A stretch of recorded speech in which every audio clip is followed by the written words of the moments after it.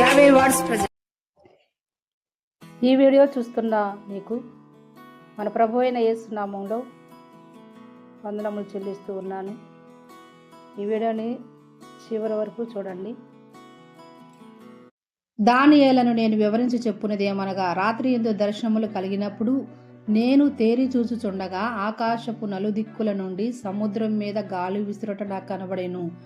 అప్పుడు 4 మిక్కిలి గొప్ప జంతువులు మహాసముద్రములో నుండి పైకెక్కెను.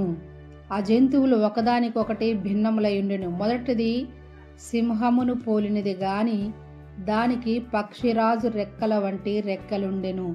నేను చూచుచుండగా దాని రెక్కలు తీయబడినవి గనుక మనుషుని వలె అది పాదములు పెట్టుకొని నేలపైన నిలువబడెను, మరియు మానవ మనసు వంటి మనస్సు దానికి ఇయ్యబడెను. రెండవ జంతువు ఎలుగుబంటిని పోలినది. అది ఒక పార్శ్వం మీద పండుకొని తన నోట పండ్ల మధ్యను 3 ప్రక్కటెముకలను పట్టుకొనినది. కొందరు లెమ్ము విస్తారముగా మాంసం భక్షించుమని దానితో చెప్పిరి. అటు తరువాత చిరుత పులిని పోలిన మరి ఒక జంతువును చూచి తిని, దాని వీపున పక్షి రెక్కల వంటి 4 రెక్కలుండెను, దానికి 4 తలలుండెను, దానికి ఆధిపత్యం ఇయ్యబడెను. పిమ్మట రాత్రి యందు నాకు దర్శనములు కలిగినప్పుడు నేను చూచుండగా ఘోరమును భయంకరమునకు 4వ జంతువు ఒకటి కనబడెను.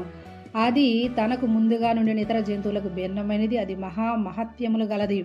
దానికి పెద్ద ఇనుప దంతములను 10 కొమ్ములు ఉండెను.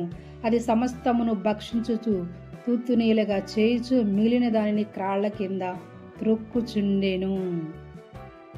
ఆమేన్. దానియేలు గ్రంథము 7వ అధ్యాయము 1వ వచనం మొదలుకొని 7వ వచనముల వరకు.